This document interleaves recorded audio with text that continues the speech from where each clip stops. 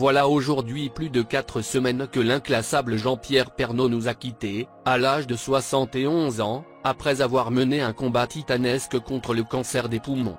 Sa veuve, Nathalie Marquet, serait dévastée par la tristesse. Devant la difficulté du deuil, l'ancienne reine de beauté aurait craqué. Après nos confrères d'ici Paris, c'est au tour de Voici de s'inquiéter concernant l'état de Nathalie Marquet. Depuis la tragique disparition de Jean-Pierre Pernaut, survenue le 2 mars dernier, la mère de Loup Pernaut a du mal à surmonter le deuil. Rappelons que la jolie brune de 55 ans a partagé sa vie pendant une vingtaine d'années avec l'ancien pape du 13h avant que celui-ci ne décède. Dans les colonnes de l'hebdomadaire, on peut lire « Si elle fait bonne figure pour ses enfants, dès qu'elle est seule, Nathalie Marquet ne peut s'empêcher de craquer. Elle a du mal à surmonter le vide laissé par le regretté journaliste. Celle qui vient de fêter son anniversaire apparaît dans un état fragile, le regard absent. Il faut dire que la perte de son mari pèse énormément sur l'ancienne reine de beauté. Toujours selon nos confrères, Nathalie Marquet aurait perdu plusieurs kilos.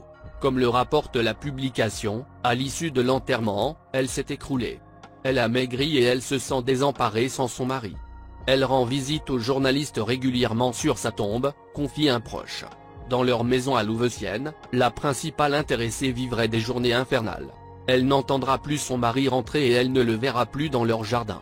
Les petites actions du quotidien vont inlassablement lui rappeler l'absence pesante de son mari. Tous ces souvenirs qui se sont formés en 21 ans d'amour, Nathalie rencontre des difficultés à surmonter le deuil, conclut la publication. Quelques jours après les obsèques de l'homme du 13h, elle était pourtant remontée sur les planches avec la pièce dans laquelle elle joue depuis le 15 octobre. Un geste qui n'avait pas manqué d'en inquiéter certains. Des proches avaient ainsi noté désemparés, qu'après l'enterrement, elle s'est comme effondrée et a beaucoup maigri. C'est pourtant l'amour qui a poussé la meilleure ennemie de Geneviève de Fontenay-sur-Seine. En légende de l'émouvante publication où on la découvrait sur les planches, la veuve de Jean-Pierre Pernaut expliquait ainsi à ses abonnés. C'est notre amour éternel conjugué à notre passion commune pour le théâtre qui m'ont permis de monter sur scène hier soir. Tu m'avais fait te promettre de ne rien lâcher, je l'ai fait. Entouré de la bienveillance et le soutien de mes complices de cette pièce, les tontons farceurs que tu aimais tant.